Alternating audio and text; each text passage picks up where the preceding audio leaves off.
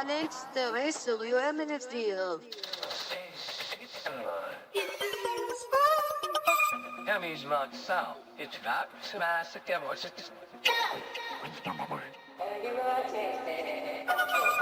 Say mama bye when everything goes miss. Just give it to mom again like when she can give it check. Not far, can't have a song. Okay.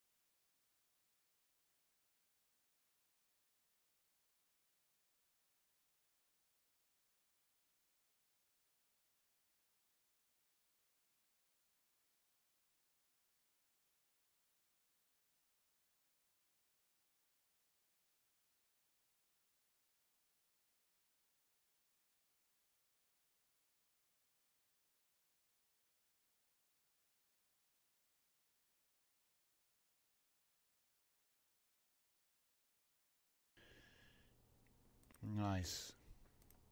Thank you, guys. We did a great intro there, but you didn't hear it, so we'll start again from the top.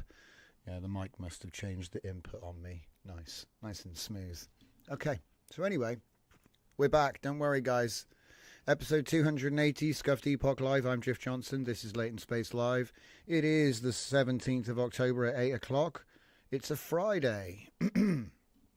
I love how the intro starts with no sound. There's no way for me to know. There's too much on the screen. Anyway, welcome back, everybody. We're going to be taking a look at Markdown3D MCP, which is going to generate stuff for the Careless Canvas 3D. So, some quite cool stuff going on that I want to show off. So let's just have a look at the comments.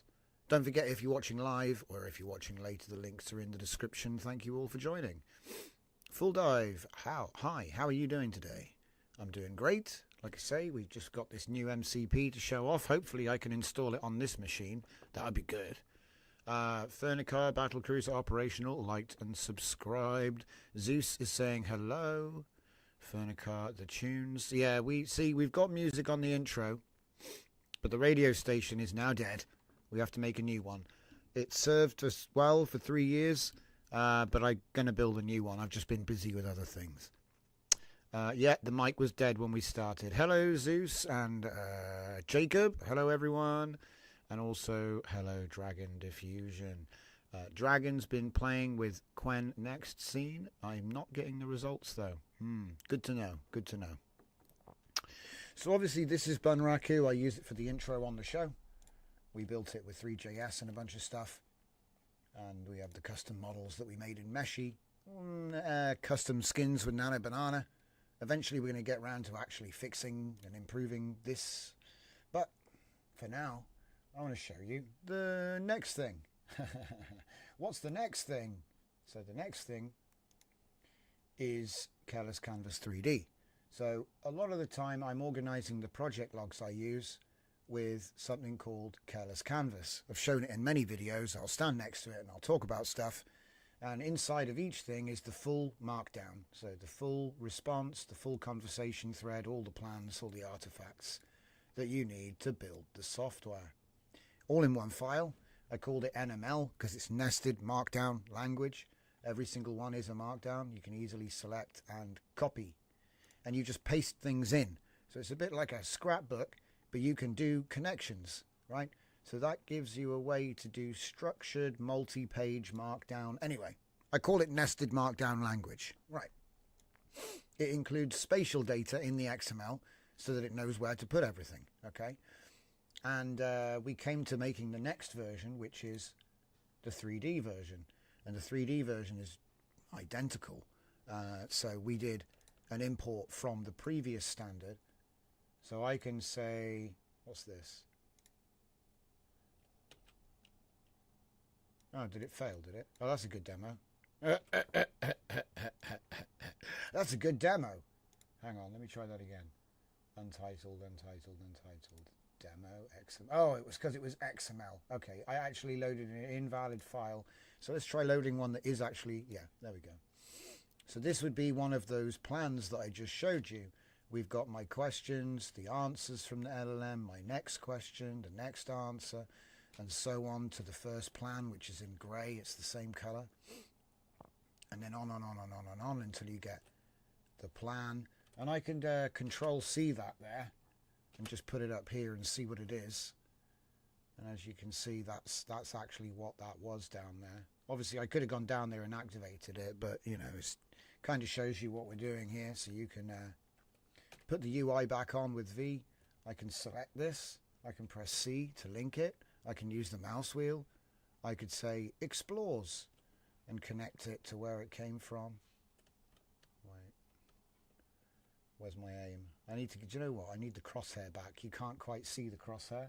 But anyway, yeah, that's how you would connect it, right? Lots of different options. You can have curves as well. If you don't want pipes, you can have curves. And as you can see, here is the information. So I've got it set up for the show. So here's me standing next to the stuff. It's pretty easy to use. You can embed images in it as well, which is kind of cool. I think you can change the font, but it's a bit ropey, I'll be honest. There's a lot of CSS rules that overwrite each other all over the place, so it gets a bit tricky. But the idea was to give it like a sort of a way to lay out the plans. And obviously 2D plans are just 2D, aren't they? Do you know what I mean? They're just 2D. But it's nice to have the backward compatibility with all of the previous stuff. But if I load an NM3, I bet I don't have any. Do I have any? I don't even have any. Okay, give me a sec. So, this is actually another good example before I continue. If I just grab this, wait for it. There we go. So it will embed the images, as I say, which is quite useful if you want to do, you know, because you could do a demonstration with this and have everything mapped out and move around from thing to thing. Oh yeah, also, in case you import one of these, a 2D one, and you had it like really far away from zero, I implemented H key that will take you to the first one. So it doesn't matter where it was made, you know, if somebody made it 1,000,000 miles away from zero, because you won't be able to see it, will you? Do you know what I mean? So H will just teleport you there. This is already available. There's a link in the inside line, which allows you to go ahead and start using this. And if you did make anything with the 2D caption, 2D canvas, you can bring it into the 3D canvas. All right. So what's the next thing that's cool about this? Okay, so because this is based on a standard, we can teach that standard to an LLM. So let me show you what I've done. So it's kind of fun. So like the NML, I built NM3. NM3 is the standard of XML. So it's a type of XML which extends my NML concept. So I've extended my extended, yeah. And we've ended up with adding additional Z-axis, okay? And like, you know, the camera being able to look on angles, essentially, okay? So what is that, 6 dimensions of freedom? I don't know. But anyway, because it's like all done to a standard, you can just feed this into an LLM and say, ah, cool, this is the standard, make me the file, which is exactly the concept of what happens next. So this is going to be the actual standard page for NM3. If we go back, I can show you the next thing. So obviously I built the canvas. So this canvas is built on the NM3 standard already. You see what I mean? So like we use the standard to determine all of the things, you see. And then because it conforms, other apps can be built to the same standard and they're all compatible. They use the same file type. And it's just XML. So we're not like reinventing the wheel. This is what XML was meant for. So if I go to my NM3 archive, because I got a bunch of them already ready to show, we'll go to Chungus first. So Chungus is where it starts. So Chungus is my Markdown to NM3 knowledge graph transformer, but he's a system prompt. Okay, so all you need, if you have projects set up, is you need to put the system prompt. That's the system prompt.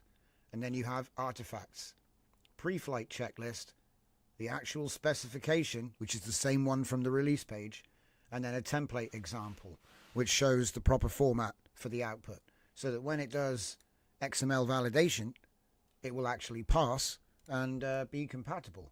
But essentially, I have an example of the paste anything prompt.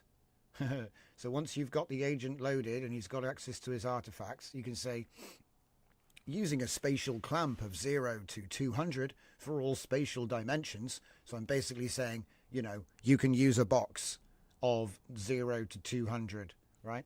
Read and cross-reference the attached document, so anything you attach, and then generate a new separate artifact, NM3 formatted XML using Chungus. Okay, that's all it is. And we had to refine the system prompt a couple of times, but he actually made some really crazy results. Okay, so what I'm saying is you can generate, you know what I mean, all of what you've got in here. This was put out manually. That's one way of doing it. But another way of doing it might be to use a chat agent to do deep research, make a markdown, or take a markdown you already have, put it into the chat with that system prompt I just showed. Okay, and then if you see here, I've got Claude projects. So these three were made from the process I just described. Yeah, I set up a Claude project with the files, and then I said, you know, make me a relationship knowledge graph on San Andreas. And then I did a deep research on a video, a YouTube video about anti-gravity drive or something. And I said, support or challenge the statements in this transcription, and then did deep research to make the report for that one. And then ZV6 Hollow is 0 vector 6 Hollow. So that's the report that was made at the end of building that agent I demoed with the wave-based cognition. So if I take all of these, all right, so we'll take that one, we'll take that one, and we'll take that one. So the ones that I'm looking at now, they're the ones that were created with the chatbot. Okay, so let me just get the UI back and load it in. So I'll load in San Andreas first. Ah, it's only over here. Let me just shrink the UI and stuff. We are using the lovable preview, so it's liable to just sort of reload itself if we're not careful. Oh, hang on. Hey. Alright, so I need to click somewhere else. There we go. Okay. So this would be GTA San Andreas. As you can see, we have Area 69 down the bottom with the Bone County Desert. I can click on it and it gives me a little, like a Wikipedia entry, I guess, which has been generated for it. We have Tierra Robada. Features, things, bridges. Look at this, see? Right, and then I can go around and see what else is it linked to. Linked to Venturas Island, Las Venturas region. And you've got Caligula's Casino, right? What's this one here? The Strip. Las Venturas Strip, right? And then, like I said, we could follow, say, the casino. Could follow that to San Fierro Island, I think it was. Maybe I traced that wrong. Yeah, I traced that wrong. That's... Oh, no, wait. Yeah, go from the casino, follow it down here as well to the garage. Garage and safe house. right? So it's giving me like a map of relationships between the locations in the game. I asked for the map. I said, make it about the map. You know what I mean? So if we said gang territories, and it's going to link to, where is it? Chinatown. And then I think it linked over here to casino. And like I said, you can see where it all traces around. But this one was just generated with that prompt. And the thing is, if you wanted to, like, you could transform it, change everything, and then add your lore to new locations, but keep the relationships. And then so it's like you could dose up your relationships and play a little bit of asset swappage. That's obvious, right? But I just mean it's interesting to see what this does. Let's go to the next one, because I got like a bunch to show off. Oh, I've done that thing again where I have highlighted everything in the UI somehow. There we go. I fixed it. Right. So let's look at the EM drive. The EM drive, everyone. So this is quite large because I gave it more room this time to expand into. Did I say put confidence on the Z-axis? Let's see. So credentials reveal critical gaps. Whoops. It's because I'm aiming on the wrong thing. If you aim on the links, you can change them and stuff. Okay, so they're going for the guy's credentials. What else? What else are they going for? Conclusion. Unvalidated and implausible. It's a bit cutting, guys. I mean, maybe we got to work on this anti-gravity thing for a bit longer. I don't know.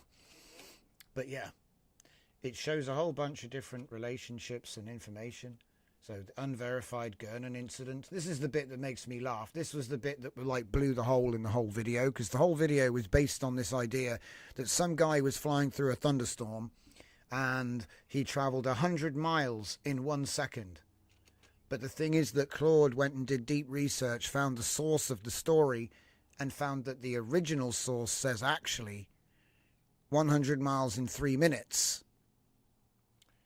And then when you actually drill into that again, it's a 47-minute flight versus a 75-minute flight for a 250-mile journey. So it's not even really 100 miles in 3 minutes. He got there in 47 when he expected 75.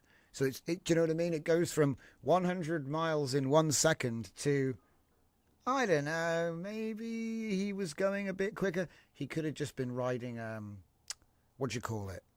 The current, the transatlantic, because it wasn't a big plane. And anyway, look, it's 1970. You see what I mean? Anyway, I don't want to get into it because I'm just relaying what it says here. You know what I mean? But the interesting thing is, it took a YouTube transcript, did deep research to challenge or support. So I gave it a fair shout. I didn't just say prove this wrong, you know. And then it's given us all of these different elements. EM fields cannot warp space-time practically. And what do you mean practically?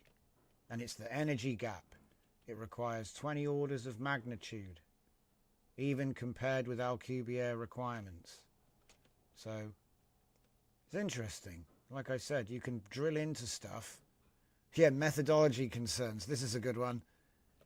So they used croquet balls as weights. So, you know, the reason they couldn't replicate, you see what I mean? It's like a cool claim. But anyway, it's an interesting way to map out and do research. Obviously, I could do the same thing that I've been talking about for a while. Where is my Careless Whisper? It's running. Hang on, I got the keyboard in my bag. That's funny. So, obviously, as you know, if I was to select this, whoops, I hit the link, select the side of it, there we go, it's going to open up the thing and we can edit it and do all that kind of stuff, right? But here's the thing, you can look at any of the things and just Control-C, and then it's going to copy into your clipboard so that you could potentially paste it out again, right? So that is that. It'll have a different label for some reason, but that is the content of that, right? And obviously it's in my clipboard, right? So if I have Careless Whisper running, I can use the button copy prompt.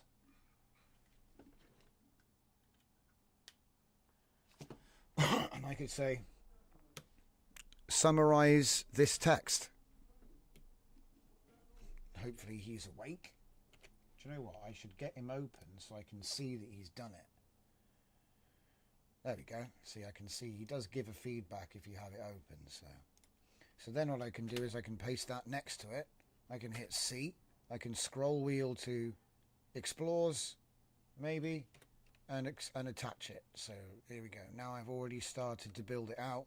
Obviously I want to make it relevant to this, so I could see on there, and I could say not leads to, but relates, maybe, you know. And then you have different styles as well in the settings. I haven't set them up this time around. So we've got Tube 3D. I prefer ribbon with a little bit of curviness myself. I like to show the labels. This is nuts. It will make everything huge when you import from NML. So if you have like a really complicated NML file you've made, like the 2D version of the canvas, you can, if you increase this, it will like make everything really far apart, which takes advantage of the culling, which is nice because in 3D, if you can't see it, it doesn't get loaded. Whereas on a 2D, the browser starts to chug. So, you know, even though this seems a little bit derpy, it's actually more efficient for navigating lots of data. Right, let's see if we can get the font thing to work. See, it works in the menus. I don't think it affects the panels though. Okay, we're going to want to set a project name. I'm just going to say test. The animations and stuff don't work yet. There is another, there's settings, and then there's also document info. Okay, so document info has a bit more. So, document info has, like, you know, DJZ. Maybe you want to put a description in, tags, all that kind of stuff. But I think this is, no, this is the subtitle. Yeah, and that's the metadata. So the actual name, the file name, is going to be set by the project name. Yeah. And you can set your default link type as well. There's more link types in this standard, which is nice. But yeah, you end up making these crazy swirly graph things. So there we go. Look, we put it on curve now. It doesn't look quite so... I think it looks better in curve, to be honest. Maybe it's just a thing. You can choose what you want. So let's load up the next one. Right, ZV6 Hollow. So this is I'm particularly happy with this because this is using the ZV6 Hollow report. So, you know, you can see right here we have different presets for the cognitive framework that we built, right? So learning, teaching configuration, it changes the wave simulation or whatever, the wave propagation, that's the right word, so that the parameter, because it was all parameterized. Anyway, let me have the casual conversation preset. I need to stop aiming at the lines. There we go. Yeah, so casual conversation. These were all presets that were recommended in the handbook. So it's pulled that out of the you know, the documentation in the project. It's gone, oh yeah, these are presets for setting up the brain. And then down the bottom we've got more wave stuff. So here we have the inference parameters domain, which has emergent, destructive, and constructive. So that's all wave stuff, right? And then over here, it did this all by itself. This isn't arranged by me, you know, it already did it. And I'm just saying the relationships spatially have something to do with their frequencies and stuff. Look, even the frequencies are represented. Temporal is low, confidence was high. It's quite interesting. So then you have the frequency domain, then you have the reasoning domain, which is being fed by the parameters as well. Obviously it's all coming in. You can see where it all links in and loops around. What's this one here? holographic parameters overview. So parameters control how the cognitive waves interact and form memories through frequency oscillation, wave interference, memory formation, graceful degradation. So that was what was up top. Okay. So it rolls back to being a dumb AI if something goes wrong, you know. And then here down the bottom we have memory, which is kind of interesting because he's kind of done it like a brain in a way. Because it's like, I didn't ask for it, but he kind of ended up making almost a brain shape, you know, with the lobe configuration. Definitely the brain is down in the bottom pocket, you know, at the back, which is kind of nice. So we have the holographic memory stuff. So we have fragments per region, a reconstruction threshold. And if I go into, say, the reconstruction threshold, tells you what that actually was, you know, for recall. Super cool. So like I said, it was possible to use a chat, but you know, it has to be an advanced AI, otherwise it gets a bit weird when I did my testing. So the Claude projects was reliable and it makes valid files. You can pretty much put any research document in and have it just represented like this. And again, this is live. You can go ahead and use it. It's quite cool. But at the moment you had to use I wanted to make a better way. Right, I wanted to make a better way. So what we did is we've made an MCP today. So the Markdown3D MCP, what does it do? It turns Markdown files, which is often what's being output by an LLM. You know, if you do some research or if you do a project plan or whatever it is, you can have it report in Markdown or whatever, right? So you can take that content and then you can have it convert or transformed into the NM3 format. So say you have some data you want to represent in 3D. This is a bit like making a chart in Excel. It's actually not surprising he's so good at it. The nice thing is he can do all of the relationships and stuff. So let's have a look at some of the ones which I've made with the MCP, and I'll show you, because like I said, I'm quite happy with this. I did a couple of other ones that were experimental. This one was two bunched together, but they were valid. So it's all research, right? But these two are the ones I want to show you, because this is phase 2, which was, I'm developing the MCP still. Because do you know what's funny? I did the plan with Opus by accident and just went, do you know what? I never use Opus. Let's use it to plan this MCP. And I got stage 0, stage 1 of the plan done. And then he was like, you're out of credits, mate. So I got here, opened up the project today, and I did one stage. I got one more stage. He said, you're out of credits. So I've got no Claude today. He burned all the credits on one stage of the MCP. I was like, it's not even that complicated. How did you even... I don't even know Claude problems, right? But at midnight, I'm going to do stage 2, and we're going to add that. It's just kind of funny how I can't do it yet. I have to wait. But yeah, literally maxed out in one. I just said, give me stage 1 or something, or give me stage 2, please. You know, he'd already made 0 and 1. I was like, okay, give me stage. He was like, here it is, and you're out. I was like, what? That was the quickest rejection ever. But let me show you what these are like. So did we download this? Yeah, we downloaded them both. Okay. So if we take a look at this in the app, when I open up the stage 1, this is like the first stage. So you know how we do the plans in stages?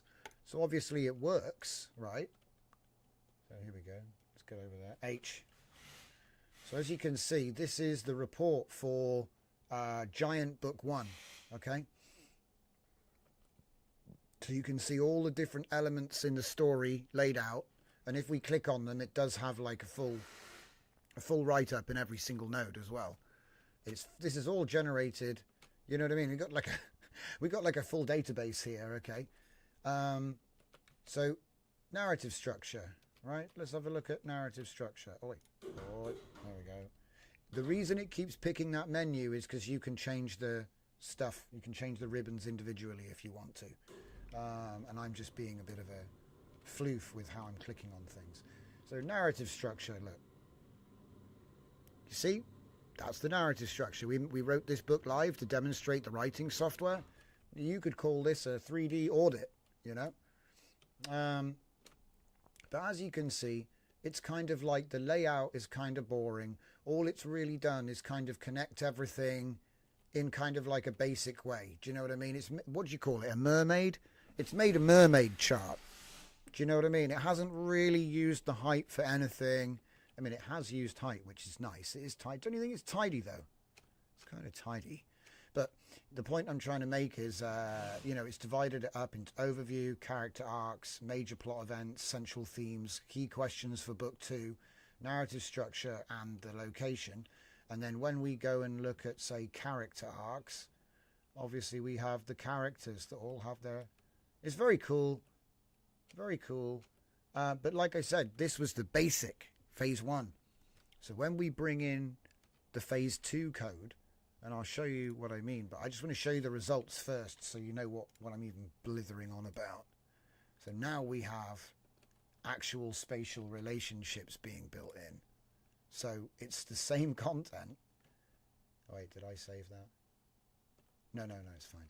So it's the same content, but now it's being grouped by the vectorization of the knowledge graph, which is very cool. So look, we've got all the phases grouped together over here.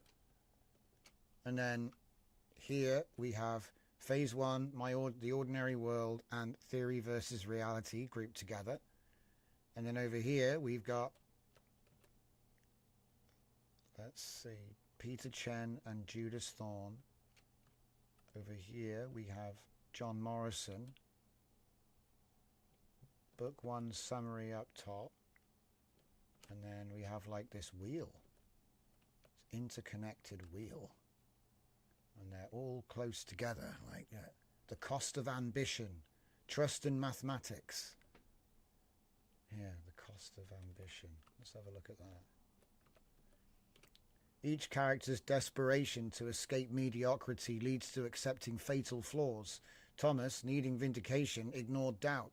John needed practical stakes and overlooked the risks. Peter needed real experience and accepted danger. And Judas needed impossible challenge and embraced uncertainty. I love it. So it's like letting you look at, sort of blow it out and look at this from a different point of view.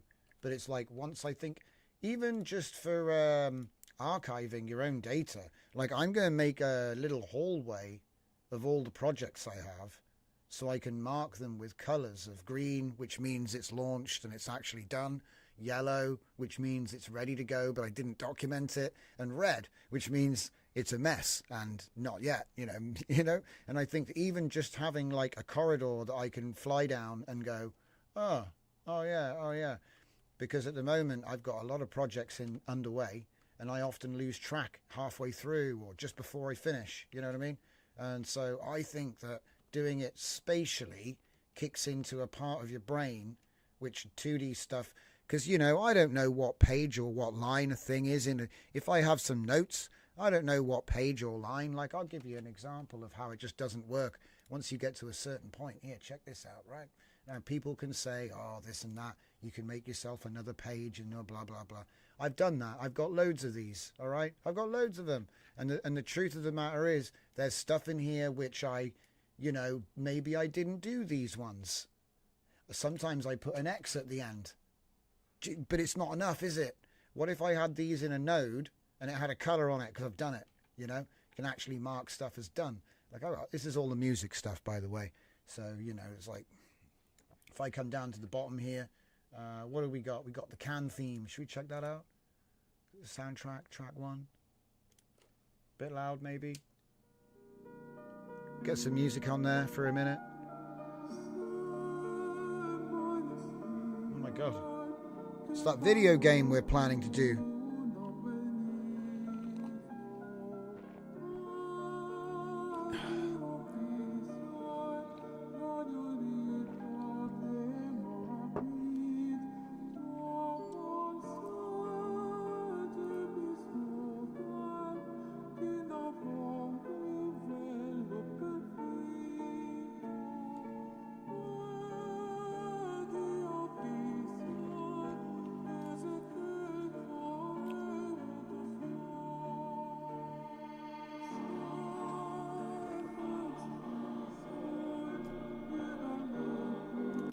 That's a bit sad though, isn't it? Maybe we've got something a little bit more upbeat. Oh, we got a full length one. That must be the good one.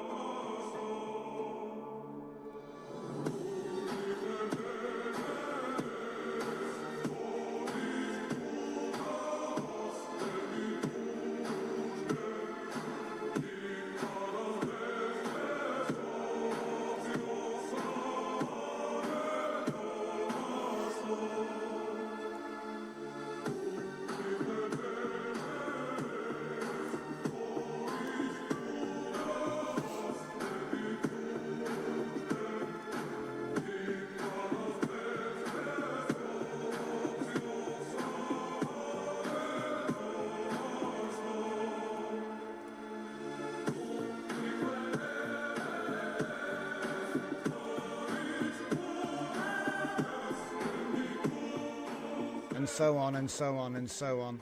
Yeah, man. So we've got some stuff we've been working on, and that's part of the CAN stuff, the CAN project that we want to do this weekend. It's going to be a side-scroller, so I'm glad it reminds you of that, Full Dive. Side-scrolling games. Yeah, the idea is we've got a little bit of a soundtrack cooking. We've already got the 3D models for the character and the enemy. We've got the game. The game's working, but it's in sprites. So I'll be spending this weekend converting it from sprites to our animations. Hopefully. I don't doubt there's going to be all kinds of problems. But that's mostly what this weekend project's going to be. Bit of a game jam. I don't know, it's been like 2 years since I've done one, so wish me luck. But that's basically going to be the weekend. Whenever, for whatever free time I do get to myself, It's been terrible because we had like power issues lately. So it's been a bit of a up and down sort of thing. But yeah, it's based on the Angel soundtrack. So I don't know if you remember my Angel album. It's like got a bunch of choral chants in with yeah. And I think I did bass cello. I added the word bass cello. Anyway, I think I can unfreeze myself now. Yeah. So yeah. Like I said, this one's looking good. But again, like, I don't remember, like, look, I've got a whole nother thing here. This is probably drum and bass. Wait. It is drum and bass. It's a bit jarring, but... I'm going to freeze again.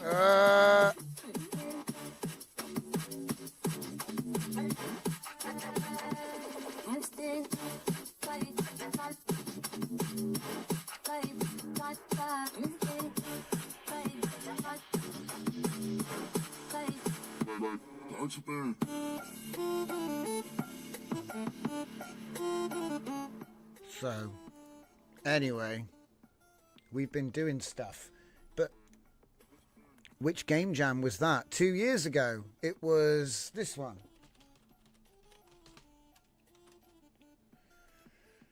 Uh-oh. Don't tell me my website's down. But the new website's on my other server. How can my website be down? Oh, here we go. Scuffed Epoch's down. Panic. Everybody panic. It's not supposed to be there. Oh well. Everybody bail. Bail. It's Origin AI now. No, I'm going to fix it. See? Looks like Scuffed Epoch is still pointing at the wrong server. Oh, so much fun.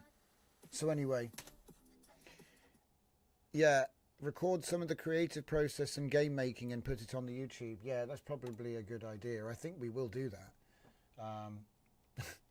My website's down. Look, you see what happens? We've got an hour or two until the game jam starts, timer starts. I can start at midnight is the rule. About midnight till midnight, right? Sunday. tonight till Sunday. And the thing is that everything in the world is going to try and pull me away from it, distract me. You know, obviously I've got work to do, you know, so, but this is another one. Like, not only is the radio station down, but the main website's down. The whole thing's gone. Ah, what happened? Now I've got to go. You see what I mean? It's pulling me in. It's pulling me in. Like, whoa, what happened? Now you got to find out what happened. Oh, nightmare it is. Absolute nightmare. But getting back to what I was trying to talk about, if this was actually a node in a 3D space, not just page, what is this? Not just page 37, yeah, I think it would be a lot easier. Oh my God, and easier on the eyes as well. God damn. So then I can actually like move around the thing and be like, oh, what's page 37? Oh, it's that drum and bass album with all the URLs I need. And I just copy and do what I need. And, you know, I don't know. Maybe I'm just like trying to create the SIT OS from Jurassic Park 1. Maybe that's what's really going on. But one step at a time, right? There are future plans for this, like I say, but I like it how it is. It's nice. It's not complicated. There's no AI in it in this version. It's just a display tool for a proprietary format that we've made up. That's all. It is compatible with stuff that you've made in the previous system, which was one of the goals, to make the system compatible with the old format. And then obviously it's extended it in ways that I didn't really predict, which is nice. And so once you have the MCP running, most of the tricky stuff is done by the MCP, right? So that means that you might be able to use local LLMs to do it, which is nice. So that's the next thing I need to test. Obviously now I've got it running with an MCP, switch over to Olama and see if it can do it. Okay, that's the next trick. But obviously we have to find the right local model that can do the tools. But yeah, that's the only restriction. And then just generally speaking, if I want to, like, you know, present data, this is a lot cleaner. I can turn the grid off. I could lay it out in a different way, you know, and we could be talking about narrative structure right now. It's like I've got my own stage universe to put in all the information I need for the show. So I think we might like improve it somewhat, just, you know, certain ways. Like this one seems to be, it's working though. Look, we got bullet points. Yeah. And then if I was like, oh, let's learn about Judas Thorne's arc. Judas, the systems engineer. You see? So it really lets you drill into topics. And then, you know, if I was to, as I said, copy that and just say, I need you to come up with 5 potential subplots that take advantage of the character defined in the text. And then he's going to say that before what I had in my copy buffer and prompt it with probably Sonnet 4.5 is what I usually have it hooked up to. And then we wait because it was probably quite a lot of text. There we go. Paste it in. Look at that. See how nice that was? There was a little delay, I'll admit. There was a little delay. We can say explores. Wait, what? Is it not letting me? Okay, we got a bug here. Oh, hang on. So wait a minute. E, C, explores. There we go. I think I just bugged myself out. But yeah, as you can see now. There. Haha. 5 potential subplots for Judas. Look at that. So, you know, I'm in my book. I've loaded it in to the thing, to the graph. And then with Careless Whisper, I can go around just Control C, Control V. And you've got there's a button with Careless Whisper, which is called prompt, copy prompt, which is Control F2. So it applies a prompt, a voice prompt, you know, like you go push to talk. So you push the button down, say your prompt, let go, and then it puts whatever was in the clipboard afterwards. So, you know, I'm like, the text is whatever it was that was in the copy clipboard. It sent that. And there you go. So it's given me now 5 potential subplots. Now, obviously, I don't need them. The book's already been written. But I can just imagine how useful this would be for someone trying to work on story ideas or whatever it is. I mean, here, let's do another one, right? Let's do another one. This will be even funnier. So, escape that.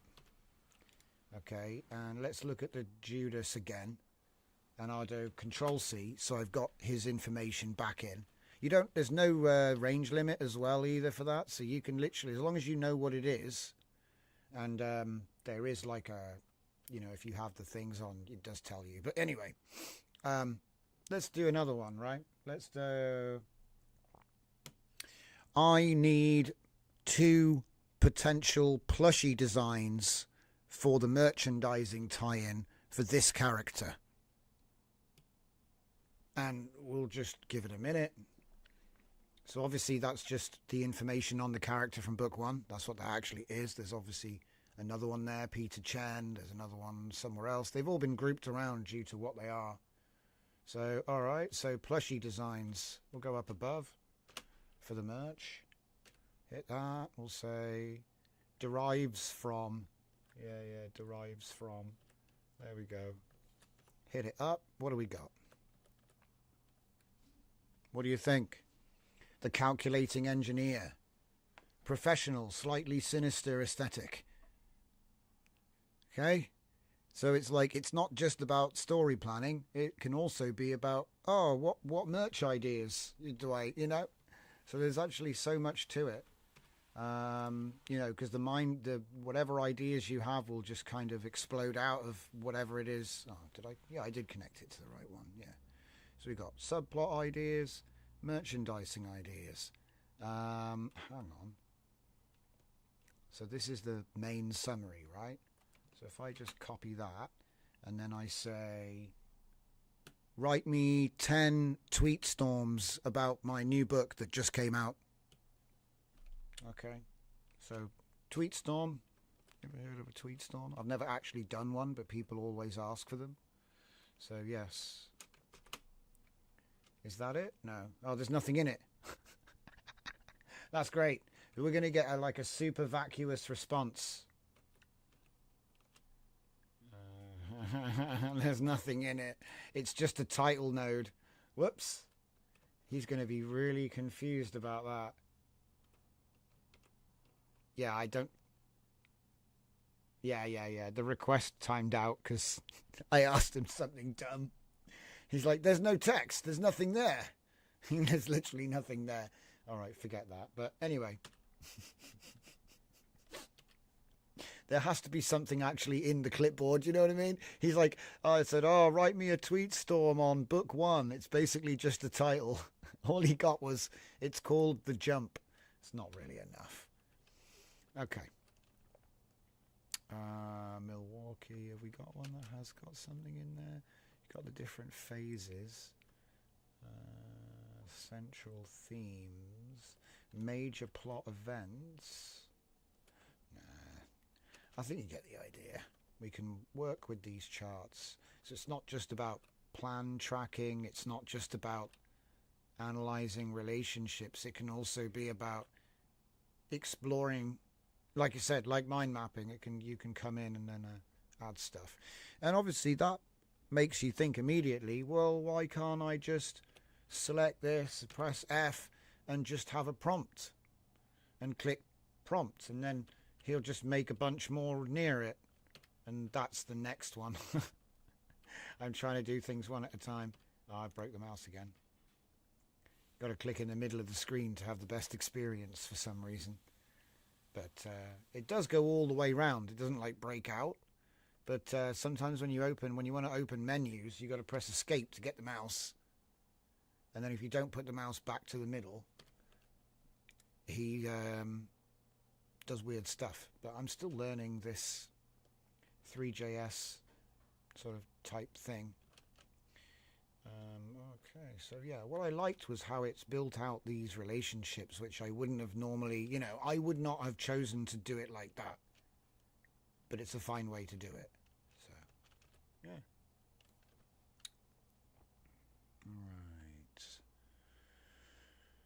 And I wish I could show you right now making a new one. But I don't even have it installed, so I think that that's what we're going to fix. So we're going to do a new window and open a folder in the tools. MD3D MCP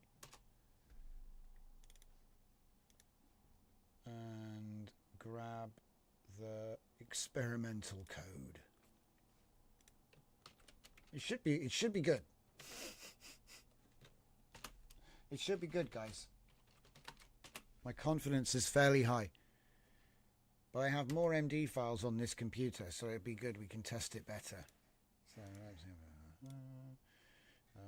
the fact that it was running on my other machine was encouraging. So I think, yeah, there we go.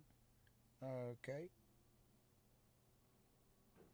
Seems a little thin, doesn't it? I hope that's not. Let's get our favorite buddy open. What's this? Klein CLI is now available for Mac. I want that. But not now. Not now. Maybe later. Tell me about it later. So what MCPs do we have? 0 vector. We can turn that off. Okay. Tins. Okay. So. Plan.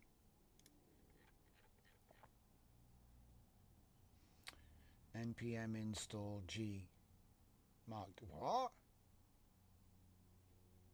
What? npm install -g Markdown3D MCP. Let's check his. Let's check these instructions real quick. I remain skeptical. Let's see what people are saying. Record some of the creative process for the game making. Good idea. Probably we'll be doing a lot of it in the Hangouts, so feel free to dive in and take a look on the, if you see me in the Discord. Uh-oh. Uh-oh, yeah, it doesn't know what that is. That's a problem. I don't think you can install from npm like that. Anyway, I had to give it a go. So really what you just need to do is just be in this folder right here. And then, yeah, it's just npm install. Well, it should be. Oh boy. Let's give it a blast and see what happens. It's almost coffee time.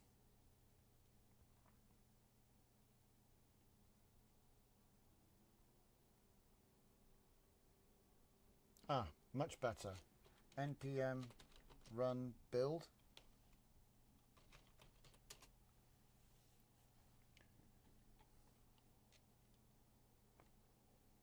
Built. Cool.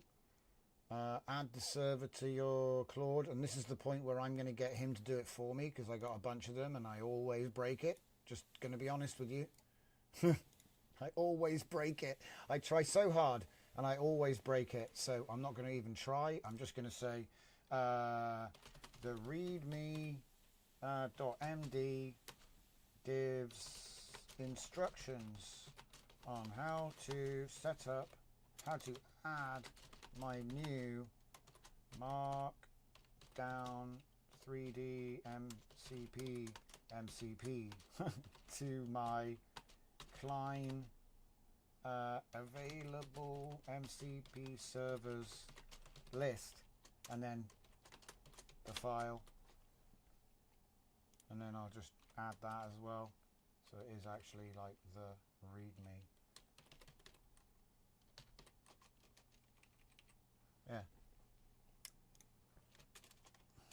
we can add the new MCP to client extension in VS Code. Lovely jubbly, let's go. Hello, Akuzatif. Welcome to the show. Thanks for joining. Full Dive says, I don't know if you heard of Murphy's Law. It says something like anything that can go wrong will go wrong. Yep, they call it the law of the sod. It's been around for longer than Murphy, but he's the famous NASA engineer that coined it. Yeah, it's a good assumption to make, because you make plans, you prepare. Preparation is key.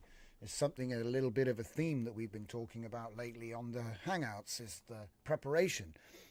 Do you need to generate everything instantly if you started 24 hours ago?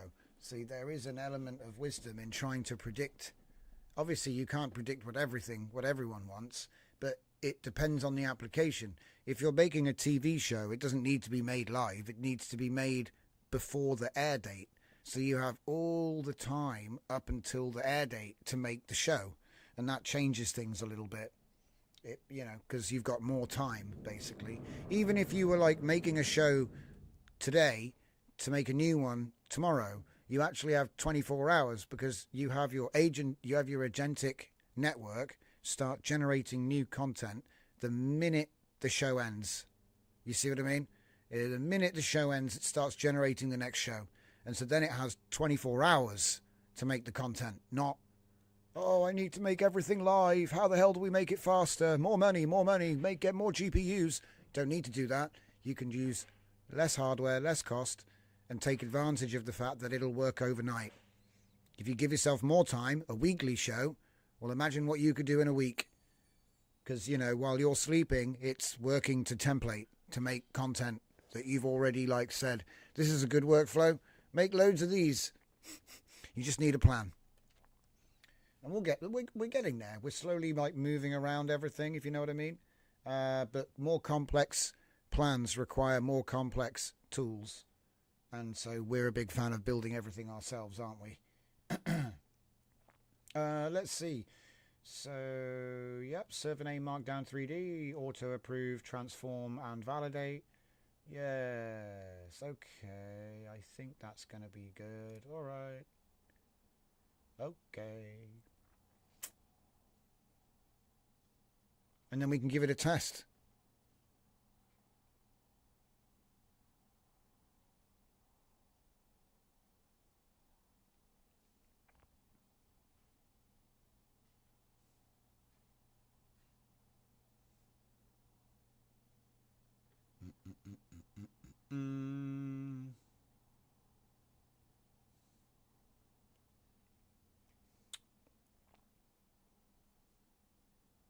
I think it's coffee time, guys.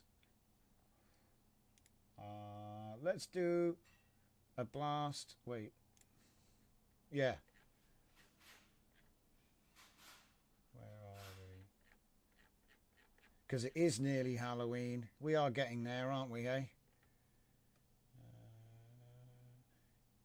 It's funny, isn't it? Everything just disappears. Everything starts with a C. Here we go. Coffee time 3. I knew I'd find it.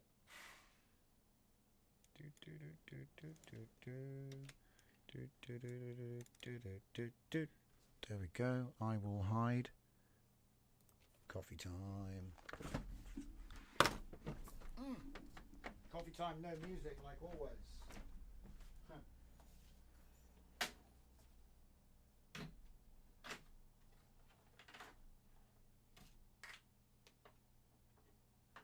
True though, I suppose there's normally always music, isn't there?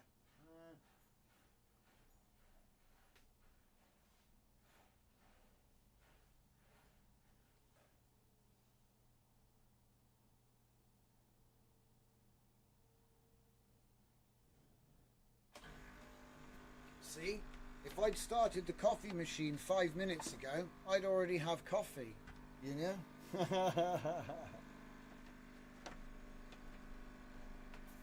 already have it. I wouldn't have to wait.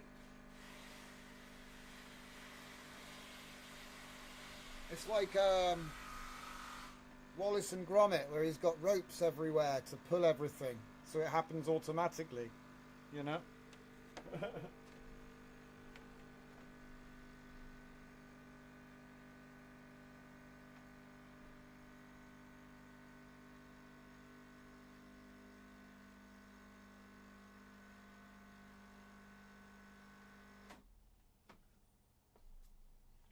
Like a complicated system of levers and pulleys. So 5 minutes before coffee time, you hit the button and it just does it. And then it's ready. It's just preparation. And I've been thinking about this concept. I'm not actually going on about, oh, wow. I'm just saying it's the concept of having AI systems which run on a schedule. So the reason that your video came so fast is because it already made it. Now, obviously, that doesn't work when you're asking for something new. But if you're asking for the same thing, for example, you have a character which needs to speak, you can already create a lot of that in advance. And then you can just do the lip syncing, for example, right? So just thinking about video, right? But it's the same idea in games. So we've been thinking about games, right? So how could we have Nano Banana in the background of something like Arcadian, right? So, you know, Galaxian. So you have a top-down game with spaceships that are scrolling up the screen and they're firing lasers and whatnot. Now, let's say the level takes 5 minutes to complete. That's 5 minutes of generation time in the background. So while the player is playing his game, you can be Nano Banana-ing the ship, for example, and making, for example, you could make like 3 upgrades, and then they get to choose the personalization, right? That becomes the player ship, yeah? And then, you know, there's lots of different ways you could let that play in. So, for example, the boss might not actually have a texture. He might have a fallback texture if things fail, right? But it might be that your choices influence the prompt for what the enemy is going to look like. And so then you have custom enemies which are being generated in the background for the next level. So the next boss is being made while you're fighting his goons. So he doesn't actually exist. And then it becomes kind of custom to what you're doing somehow. You make some feedback, like maybe the player choices when they do a character create. We've been talking about this stuff in the Hangouts lately, and it's been really interesting to hear everybody's ideas. Like I say, I encourage you all to come by. For the donuts, well, I'm afraid we ain't got donuts, but bring your own donuts. But you'll have to eat them all yourself, because yeah. Let's get back to it, guys. Coffee time is over, but I'm still drinking it.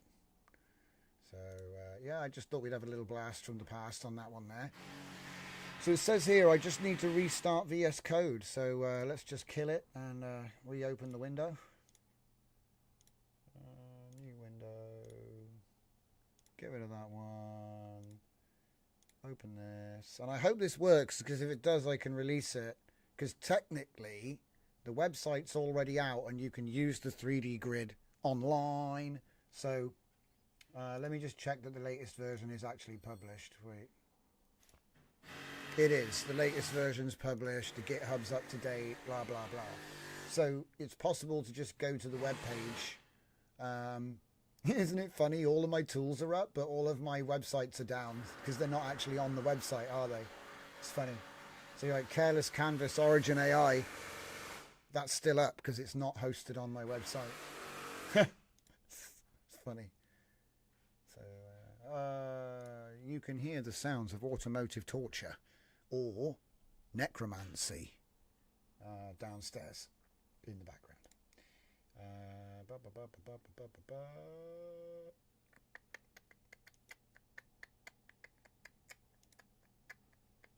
He's lost his place. He's lost his place. Here it is. Right, find tools. Tools.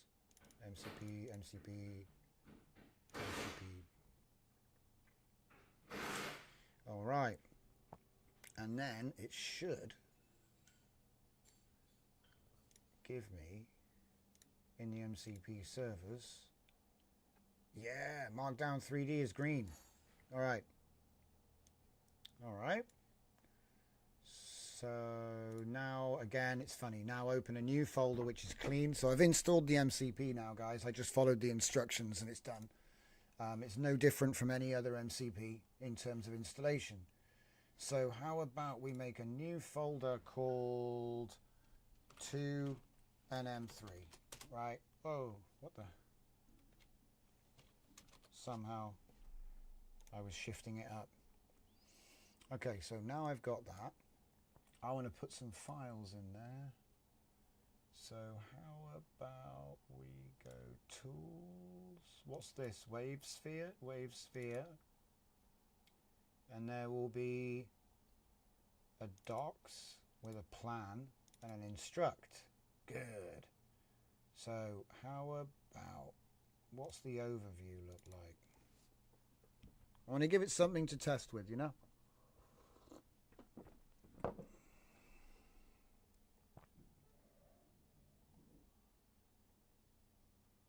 That's pretty simple.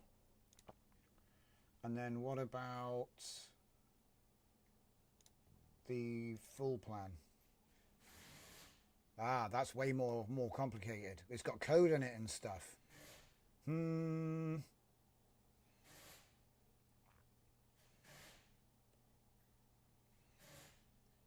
right, this will be interesting. So I'll take the plan. Let's make a in. I'll take plan, propagate. This was the wave propagation visualizer tool. You know, the ribbons that were doing the waves on a sphere and a bunch of other stuff. That's what that is. So I'm just going to use this as like a test, I guess, right? So we're going to say, oh, and I need to, yeah, I forgot.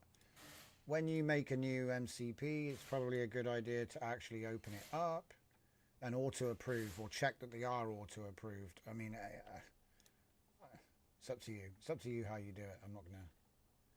Right. I think it's a good idea anyway.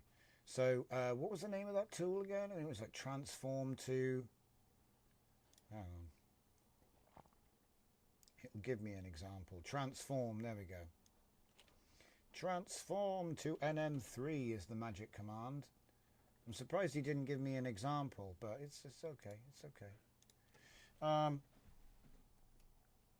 We can convert applan.md into NM3 using convert transform to NM3.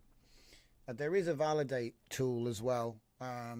So maybe we'll have a go at that. I'm just going to say act. It does need to be act mode because it is a tool. Normally what happens is in planning mode, he'll detect that he has the tool and then offer to use it. So we're just going to force him to just turn this into that and then see if it loads. Because the idea, like I said, it takes the hard work off of your hands because a lot of it is just the setup.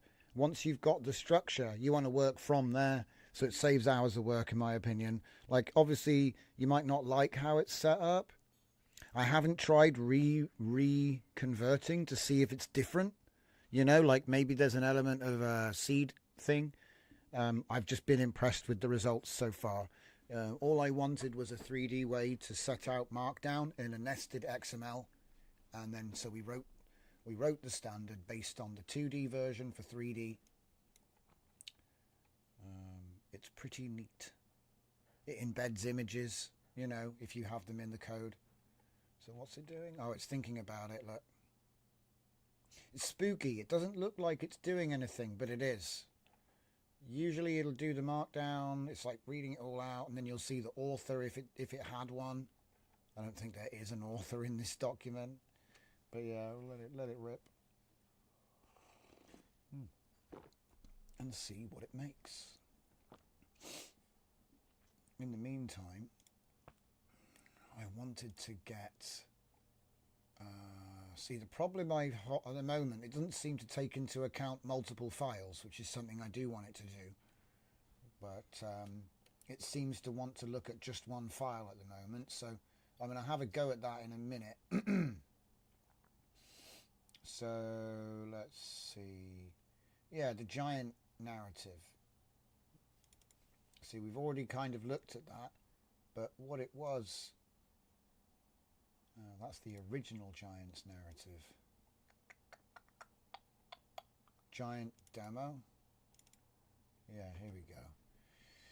So I want to give it the narrative bucket, right? I want to give it a folder, not a single file, and see what it does. Because at the moment, it's not really set up for that. So I want to see, is he going to make a report on everything in there? Because I could say construct a report which explores the relationships between, you know, the information held in this folder, all the files in the folder, right? And then see, because I think if you go do a study on a thing to a markdown and then have it made into this 3D chart, it shouldn't be difficult because we're basically just doing Excel. It's not, you know, it's just automated, so you don't have to muck about. I like it. And again, you can specify in the prompt things. You can say like, oh, I want it to be this big, or I want it to be, you know, larger scale, or, you know, I did one time, I was like, use the Z-axis for confidence. So the most confident research it had was like a mountain peak, and the stuff he wasn't sure about was down in the valleys. And with the interconnection and everything, it was just quite interesting to have that visualization proportionally be so visible. Yeah. So there's a lot of ways you could use it. And then obviously you can tell him to just do a short amount of text for each node, or you could have like a long. So, you know, it's interesting. You can say, oh, I actually want you to make a load of stuff for me here. And he'll just go ahead and do it all. So this is now ready. Plan.nm3 is now ready. So if I give him now the entire giant bucket, and let's open up that one that we just made, and I've crossed my fingers because I don't know whether it'll work. Cross your fingers. Out. Plan. It's valid. Huh. Interesting. So it gave me the project structure. Okay. And then it gave me the React architecture. And then it gave me the educational tool for wave-based systems. I think that might be supposed to be the origin point. I'm not sure. And then it gave me wave propagation visualizer implementation plan, which is empty. And then it gave me, what's this? Executive summary. Standalone educational visualizer demonstrating wave propagation mechanics in multi-agent cognitive systems and semantic diffusion pipelines. Yep. Yep. That's what it was. So, because I didn't give him the whole thing. I just gave him like one bit of it. I gave him one bit of the plan. It's interesting that he ignored the code, though. Well, did he, though, actually? Because most of the code was how to set up the project.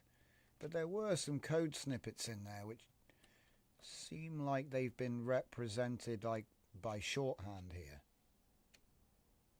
I mean, that is actually what it looks like on the screen as well. It's just incredibly simplified. I wonder what... Okay, well, yeah. It worked, I guess. It's just a bit boring. Right, so if I look at it, there's the thing that he extracted that part. He extracted this part. But then none of the code. So maybe I need to look into that. Like, why did you ignore all the code? Maybe it's regex, rejected it for syntax. I'm not sure. Because sometimes, you know, if it missed a couple of lines, everything becomes code. And then suddenly he gets confused about what's text and what's code. And then maybe it just gets seen as garbage and truncated out. So that's probably worth checking. But it's not supposed to be a code store. You already have VS Code for that. This is supposed to be showing out like text information, really. Although I do respect that a lot of Markdown does include that. So anyway, how's my MCP doing? He did okay. He did okay. It works, at least. It did make a valid NM3, and there were nodes, and they did, you know what I mean? Let's look at the wins, you know what I mean? They actually did include the correct information. It just seems like it's truncated somehow. Like he ignored all the code and just took the actual information.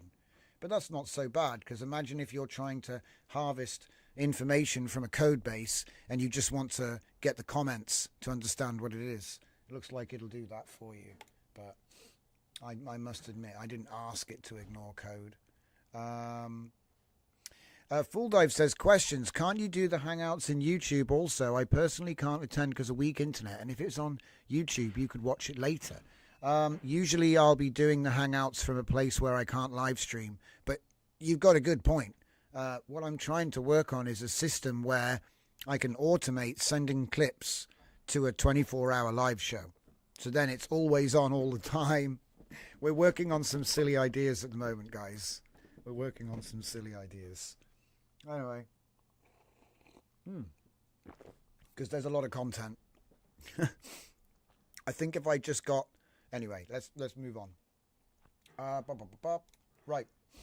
So I want to do something cool this time. So I'm going to say the whole folder, right? And see if he can do that. The trick is, how much detail do I want us to do? Okay. We can analyze. Why am I typing? We can analyze all of the files inside this folder and then write up a detailed relationship graph containing Markdown format reports for each section, and then write that all into a Markdown file artifact. That's kind of crap. We'll get it.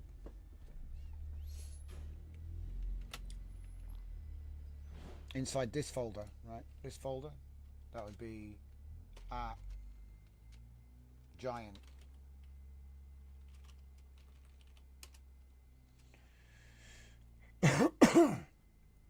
Write up a detailed relationship graph containing Markdown format, text-based reports for each section. Then write that all into, okay. Because I think I can do it from a Markdown. I don't think I can do it straight from the folder. But I think I can say, do a thing and make a thing and then convert that. I think he can do that all day.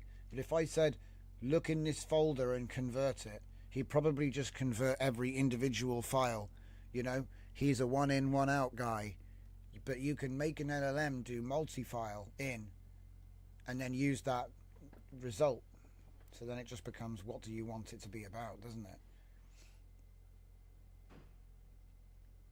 Okay, so what's he doing? For each document, I'll organize 26 files into logical groups. Oh, you go for it, mate. Yep.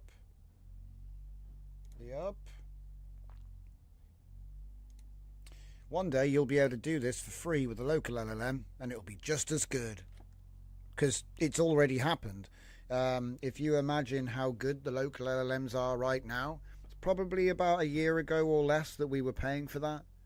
So it wasn't so long ago that the big coding revolution started. So, you know, this time next year, chances are most of the tasks will be done with local LLMs, and a lot of them will be running on CPU too. It just keeps getting more optimized and efficient. Yeah, sure, there'll be like a Claude 5 by then or something, right? But we know that the advanced, you know, the paid one is always going to be better.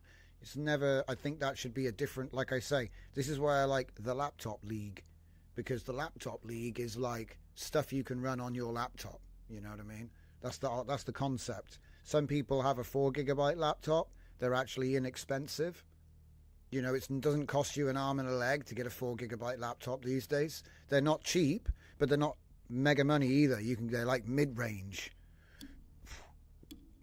And if you want to be doing development, you probably, you want to do development with AI, you probably need at least a 4GB laptop, I think. At least, I mean, look, salutations if you're doing everything on CPU. Do you know what I mean? Fair play. I respect the grind. But I think you would admit that you'd probably have a better time of it with just a little bit of CUDAs. Just a couple of CUDAs. So he's going to make this crazy report for us, and then we'll feed it into the MCP and see if the file loads. But this has been a lot of fun because it's unlocked a lot of stuff about infinite void spaces and what we can do with that.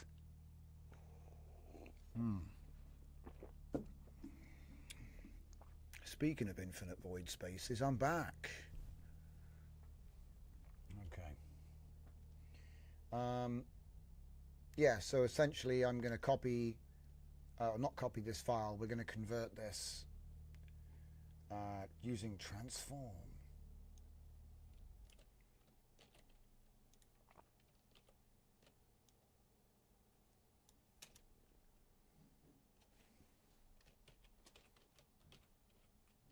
He's not saved it yet. Good times. Look at him go. 700 lines and no problems. Yeah. But the MCP will actually get better in the next version. It's missing a lot of spatial stuff. So, wow, look at that. It had the summary for all 3 books in it. So this should be good. This is a big one. Wow, there's some mermaids in there too. Huh.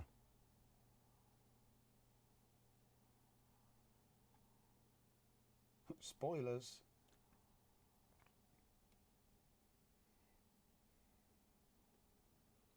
So yeah, obviously it's intended for you to just be pasting text and MD files into the grid, just like with the 2D version. The difference is that 3 dimensions allows you a little bit more room to organize things, and it's, like I said, more optimized, because what the problem with the browser 2D space is it's technically all loaded, and you can put in optimization to kind of like unload stuff which is of a distance away, and but you're still limited by browser. I think ultimately it's going to end up being an Electron app, but I'm doing as much as I can in Lovable first, because I figure the more I do in Lovable, the least I need to do. You should just be able to download it from Lovable into VS Code and then just say to Claude, build this app as an exe Electron Windows desktop.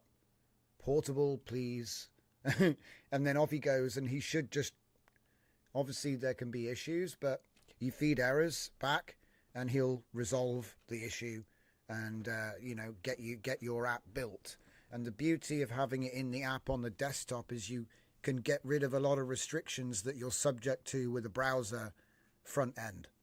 Like it actually saves files to the hard drive, not to some weird browser thing, which is fine when you're just doing like bits and pieces. But if you really want to work on something, you don't want to be losing all your work from a browser cache reset or something silly. So that's just one thing to note. I'm not entirely sure, but I just think it's done differently. Anyway, I'm not experienced enough to know. All I know is my Electron apps seem to be more stable than the websites. Sometimes the website will crash out because of like limits, too much text, too much images, and the Electron doesn't seem to be. It might just be because of the browser storage that causes all of this. I don't know. Like, it used to be a full-time job just to know the difference between the browsers and all that, but it was too much a long time ago. Because the problem is they'd change it every week as well, just to keep you on your toes.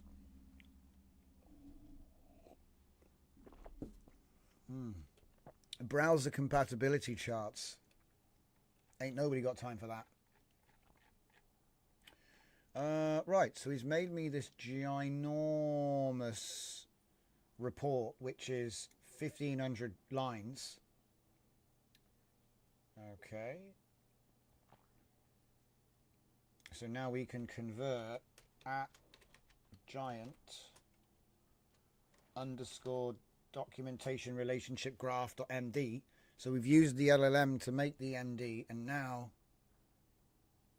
let's use the MCP. Speaking of the MCP, let's just talk about that, because like I say, Chungus is the system prompt version. It's very good. There's actually stuff you can do with the system prompt version which isn't in the MCP. Because it's a system prompt, you can just ask for whatever you want. The trouble is, he's going to make more mistakes because he doesn't really have XML validation. You know what I mean? That's why the MCP is good, because you don't have to just hope for the best. He actually does have real XML validation on the output, whereas the system prompt is a bit hit and miss. But I got good success rate with it, so I think it's worth putting out. So let me just see this thing. Is this thing ready? Yeah, I need to double check this is ready. But yeah, there's links that need to be added and stuff. But essentially this shows you how you can set up a project. Why is it made it so difficult? Oh, you didn't need that. You don't need the Claude projects bit. So anyway, there's a few edits needed, but this is going to be out soon. So with that, you can just go into a Claude projects or a GPT projects. I think they have now a bunch of other things. I think, yeah, hopefully with local models in one of those studios, right? Okay. And then with the MCP, if I just show you where we're actually at with this one, because it works, but it's actually only in phase 2. And I don't normally go on about that, but so if I show you here, it shows a little bit of what happened there. So I don't think the docs are in this, but phase 0 was the overview. Phase 1 was the foundation implementation. So I showed you the result of phase 1, and then we showed you the result of a phase 2, because we'd completed phase 2. But there's actually like 3, 4, 5, 6. So it's not fully implemented, but it does work. So we've got basic functionality with the 16 colors and 5 shapes, spatial positioning, advanced parsing and intelligence. So now we've got cross-reference detection, semantic analysis, intelligent shape and color assignment, and the relationship mapping. In the next phase, we've got force-directed graph algorithms, collision detection and resolution, which to be honest hasn't been too bad. I haven't any problems with things being on top of each other, but layout templates, octree, spatial indexing, and then performance and scalability. I do want to get that done, because when you do stuff like this, if there were any stupid problems which could cause like infinite loops or memory leaks and things like that, a lot of that's going to be addressed by this task, you know. I probably won't bother with the rest though. That's just kind of like AI hallucinating what he thinks he should do, because I'd rather just test it myself. I don't need a benchmark suite, you know.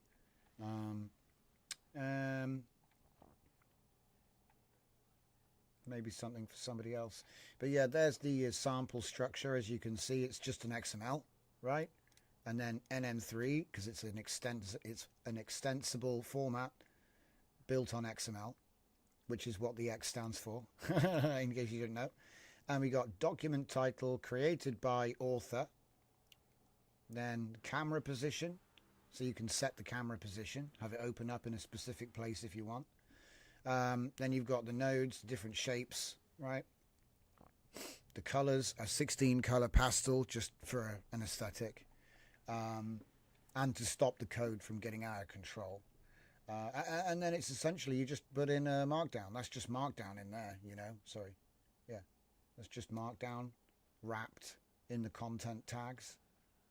And then obviously we have the links are separate to keep it clean. Yeah. And that is the NM3 standard. And let's see, you have yeah, this needs links as well. That link's wrong, and we need to start putting all of this in as well. I'm putting this together on request. It's probably a good idea, and I don't know why I never put it in anywhere. I really should. I just forget. All right. All right. This is actually looking good. I think this is ready to release. How are we doing? Did he do it? He did it. He did it. Yeah. Let me have a look. I need to see this. Where is it? Okay. Show me the thing. Show me the thing. 8 kilobytes. Man. Oh, okay. I thought it was going to be a failure because it was so small, but no, I'm wrong. It's actually fine. Huh. So, World and Law Foundation, Universe Rules, Premise and Intellectual Property, Matrix. What? Whoa. Middle of the screen. Right. Document matrix. Are they all empty? Ah, that's why. Okay, so it's chopping the content, maybe? Yeah, maybe. Or it's giving me... It's just giving me, like, the Cliff's Notes. Writing framework 6 files. Oh, wait. It doesn't have recursion depth. He can't read the contents when I do... but no, wait. That doesn't make sense. Because I gave him the full file as a single file, didn't I? So he had everything in one file. We'll have to have a look at the file and see. No. Man, that's annoying. Keep selecting links because there's so many of them. Think, well, what are you doing? No. Yeah, he's ended up giving me like a glossary. It's not very good. Graph and analysis. Like, he's done it, but he's done it in a lazy way, in my opinion. Like, he's just referenced the 3 files. Some tweaks, perhaps. See, look, see what I mean? Executive summary. Ah, here we go. So we finally get to something.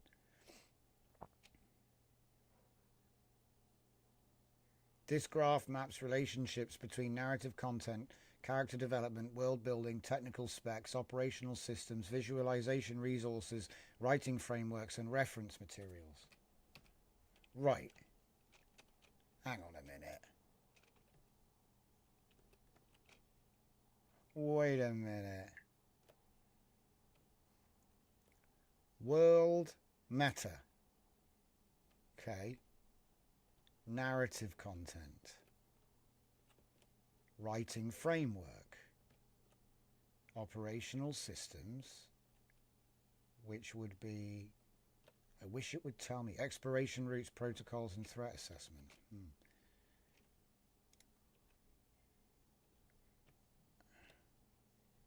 Wait a minute. This is how the project file works. Oh. Document classification. So,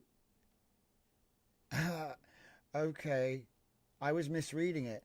This is how it works, because in the narrative spittoon, the narrative bucket works by having a central file, okay, the project file. For some reason, the name isn't there, but the project structure file, you know, the project instructions, it links to everything.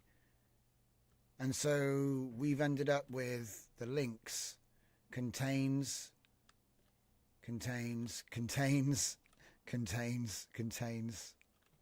So this file contains a link to all of these files.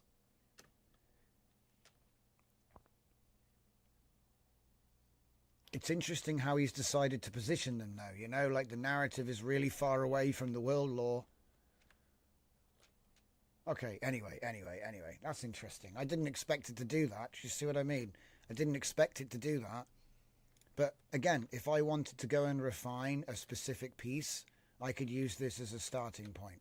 I must admit that I did intend for it to include more text. So maybe there is something more that could be improved. So I wonder, what does the MD file look like? Does it have a bunch of code in it? Because it seems like when there's code, he ignores or truncates. I don't see any code here. I just see a bunch of structured data. I mean, you could argue that it's embedded code with the lines. But yeah, there should be more information in this. Do you know what? I'm going to make him do it again, but give him some more instruction. Because maybe I gave him a vague task. Right, we can convert, so it's this. We can convert. Alright. I'll say, while including the text information in detail, we can convert the thing into NM3 while preserving the markdown content for each node. Does he even know what that means? You see what I mean? It's like you're kind of asking him ethereal questions like, make the thing with the thing you make tomorrow. And it's like, you haven't made the thing tomorrow. What are you even asking me? You know? So I kind of feel bad for him. Dragon says, I just set off his Alexa 3 times in a row. Alexa, play Who Let the Dogs Out.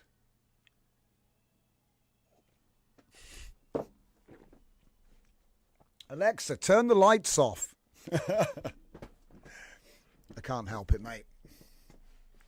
He's like, whoa, I just fell over. Don't move, don't move. Turn the lights back on first.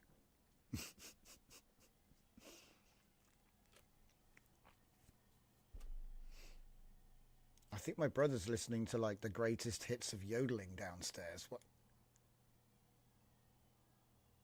It's definitely hardcore yodeling.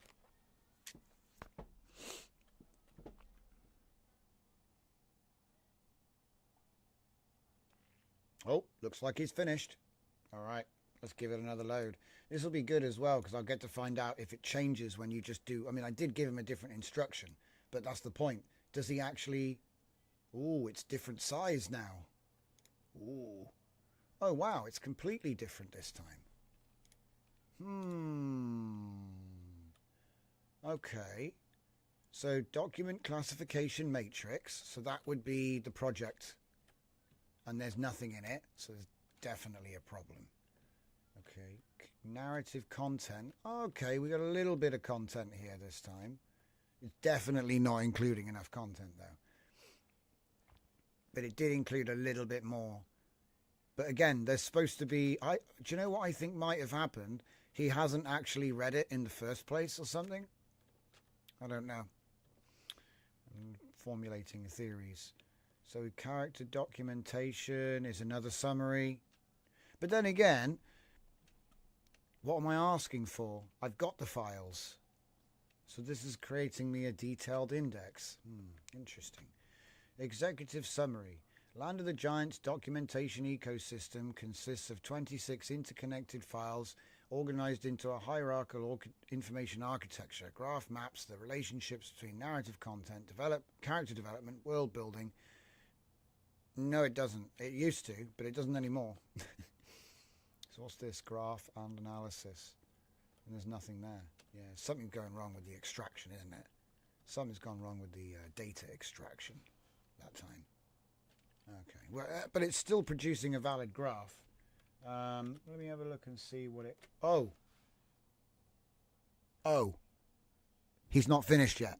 Maybe I should let him finish writing before I start judging his quality. It goes back to the thing. It's, hey, I'm not finished. Give me that back. It's because I saw him write the final NM3 tag, so I thought it was finished. Sorry, Claude. Sorry, Claude. You keep cooking, mate. Keep cooking. Literally, I just grabbed an undercooked steak off the pan, bit it, and went, this is raw. All right, let's see the final work and see if it's been cooked to perfection or if it's burned to a crisp. 24 kilobytes now. That's much bigger. Ooh, okay. So yeah. So your prompt actually has a fairly large influence on what you're going to get. So here we go. Visualization resources, mermaid files. Ah, that's much better. It's actually giving me, you know, what they are, what they're about, what it, you know. Yeah, okay, what else have we got?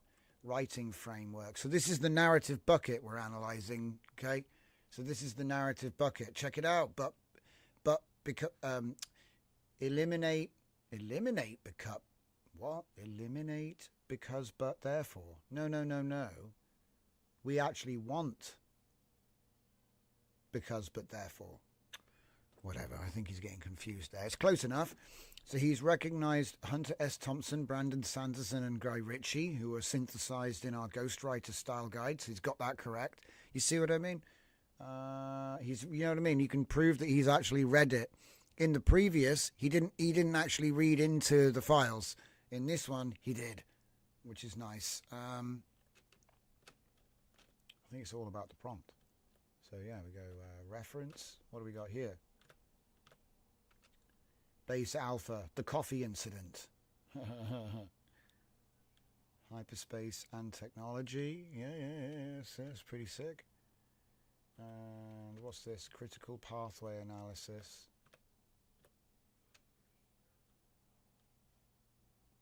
Nice. For writers starting fresh, path 1, understanding premise. Path 2, understanding characters. Path 3, understanding story.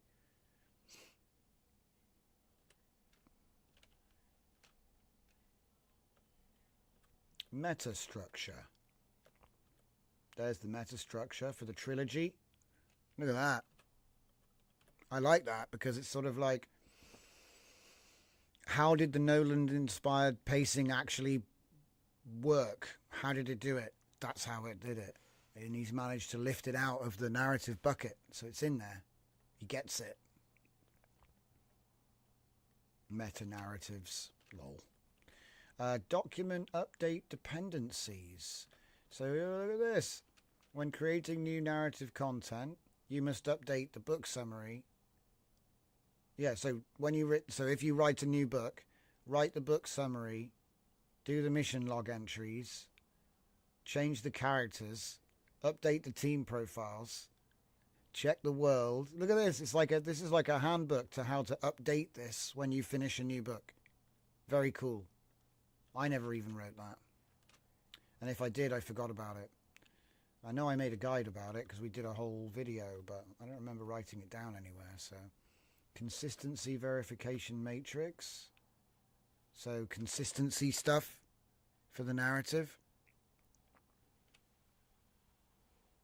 With a timeline for the whole 3 books. What's this? How documents work together.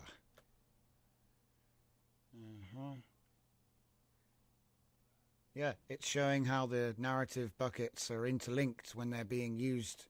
Very cool. Look at that. Star chart. Theory impact seamlessly integrated across 9 files. Single event across 6 files. Yes. Very cool. What's that down there? Health. Huh?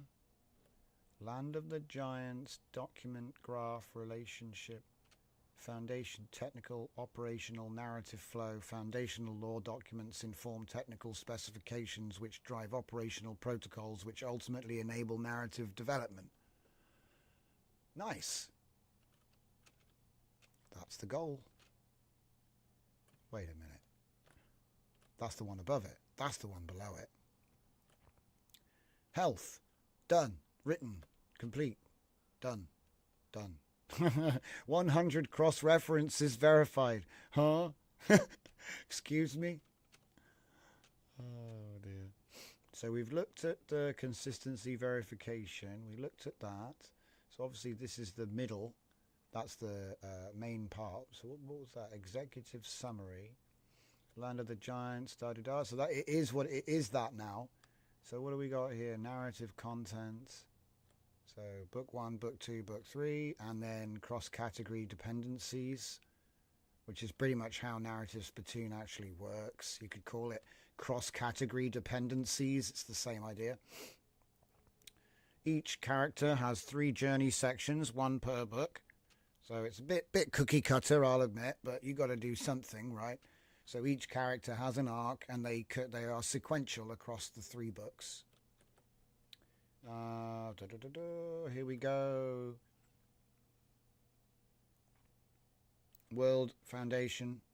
So remember, we wrote all of those documents support the World Law Foundation. It's mapping out. It is. This is correct with the correct prompt. So I'm just going to show the prompt again because the prompt was so important. So if I use the prompt, we can convert to thing. It does work, but it would be better to say, come on, where is it? You are annoying. So much stuff, he says.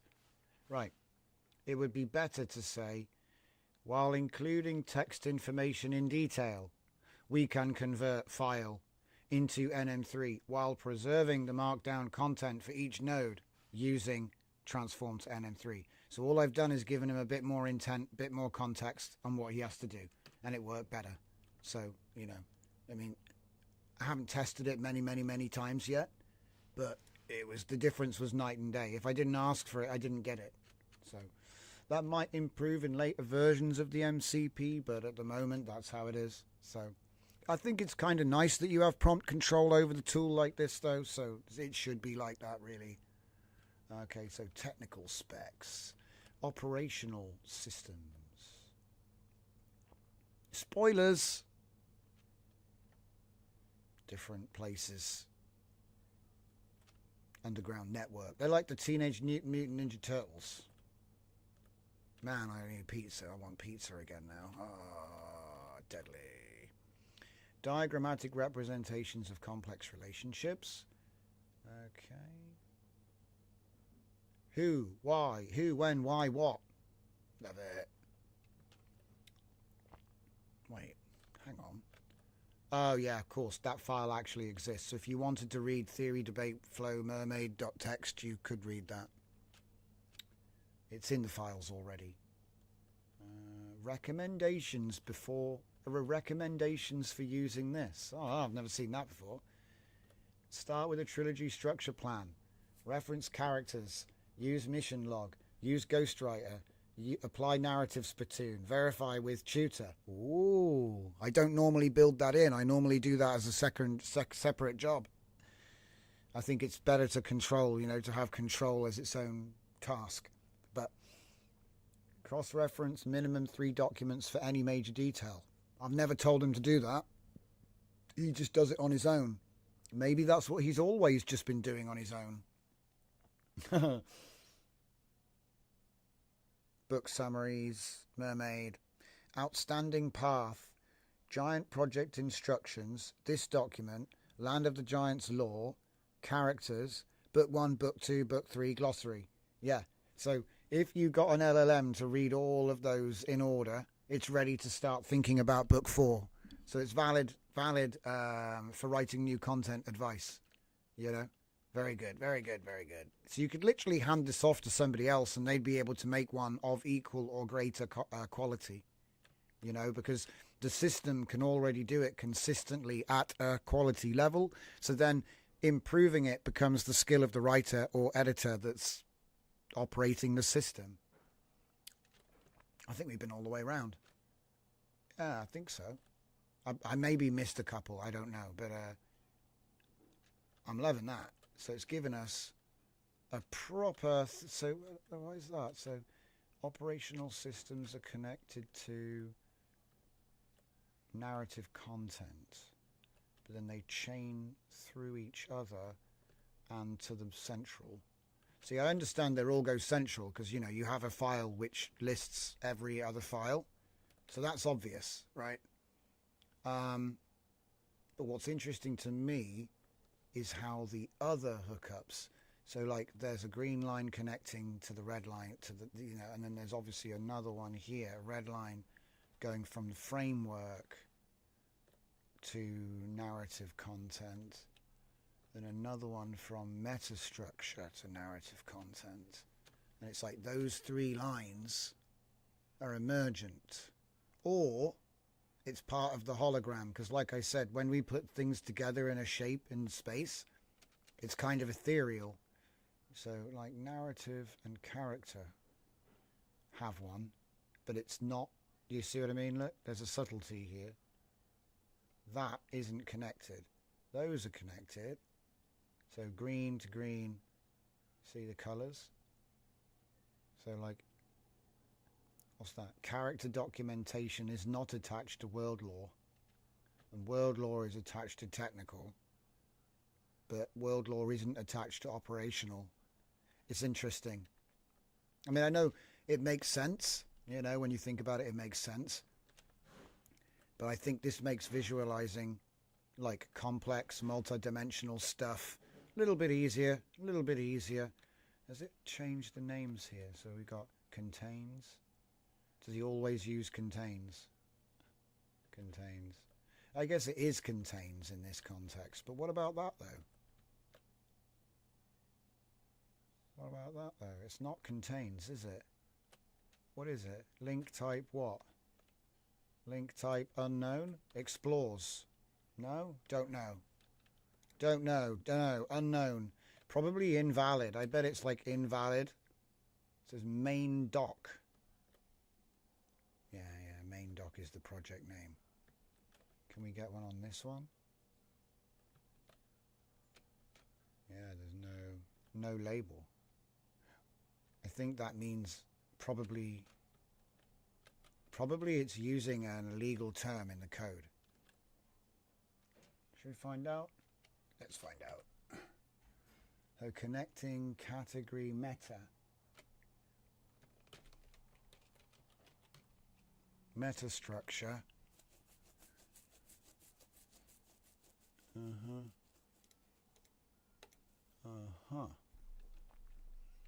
Cat9 meta. Okay. Pastel blue. Thickness. Orchestrates. Does orchestrate exist? See, this is the thing about hallucination. So it'll come in, but it doesn't know what. I don't think orchestrate. Maybe it is. I don't want to double, whatever. Let's just paste whatever's in my thing, and then E and C, and then look at something else, and just roll through. Do we have orchestrates? All the options are there. See? Nope.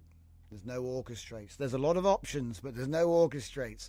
So what happened there was he hallucinated a new type of connection called orchestrates, which doesn't exist in the system. And so you just get no label. It doesn't break. You just get no label. So it's nice that that actually is doing what I thought. Another thing you can do is, say I select like this. This is just a sort of graphical thing. If I just select this, and we can say, oh, I want it to be thicker, and I want it to be curvier. The animated option doesn't work yet, but see how it changed to the pipe with the curve, and then obviously you can change it to ribbons if you want. There should be a way to change this to a ribbon, because there were ways of setting it up so that different types of connection were representing something, you know, like ribbons mean something, and pipes mean something, and dashed lines mean something. I don't even think the dashed line works. Let's see. Dashed. Yeah, it doesn't work. Maybe you have to put it on. Maybe you have to actually put it on. Maybe you have to give it a valid thing. No.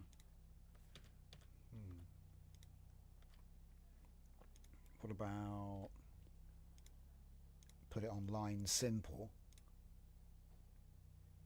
That's a bit more like what some people like to have, like a thinner, you know, like a thinner type of line. I prefer the ribbons. So, like I said, I go for ribbons. Show the link labels. I mean, I'll put animated links and dashed on, but I don't think it does anything. Turn the thickness up, baby. Ah, it doesn't work. Shame. Okay. So it's mostly lines. We got one ribbon with an arc on it. But yeah, if I had the Claude chat running, I could literally be like, do a bunch of research on the thing and then generate the thing, and then I've got it in here to edit, which is super cool. I'm going to save so much time. My God. Speedy. That's what it is. Speedy. So yeah, like I say, Markdown3D MCP, the NM3 standard for building new apps with the same file format, and where is it? The system prompt version. What's his name? Chungus3D will release that as well. I think that's pretty much it. Oh yeah, obviously the actual standard that'll have to come out too. So yeah, like I say, it's going to be a more, I think once I get used to it, it's going to be much more interesting to be looking at things, because I'll be honest guys, I appreciate, like, I do my best to try and track what I've done and all that, but this is dry as hell. This is so dry. Like, it looks cool, but it gets a bit dry, and like, I think doing it in 3D, it's just more interesting. I don't know, it's just more interesting.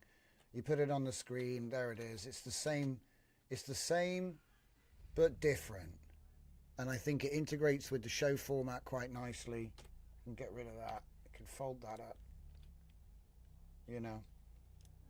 Oh, do you want to talk about this one? You know, obviously I wouldn't be doing it in this chart, but it does open up possibilities for the sort of automated organization of data with relationships, and I think it's an interesting one, because like I said, I would have built this by hand, but we can get the AI to do it, which I think is quite an interesting capability, you know.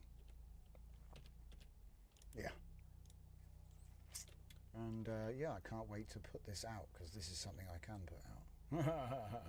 All right. So with that, we'll go back to the dancing, and we'll let Sharona play things out. So yeah, like I say, that's the end of the show tonight, everybody. I hope you all have a good weekend. If I don't see you, obviously we'll be here tomorrow, 8 p.m. GMT, as always. So look out for that. We're going to be continuing the development in the Discord, so feel free to join us over there. Don't be shy. I don't bite much.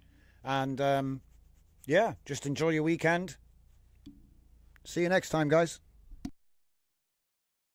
Alex, the rest of your minutes deal.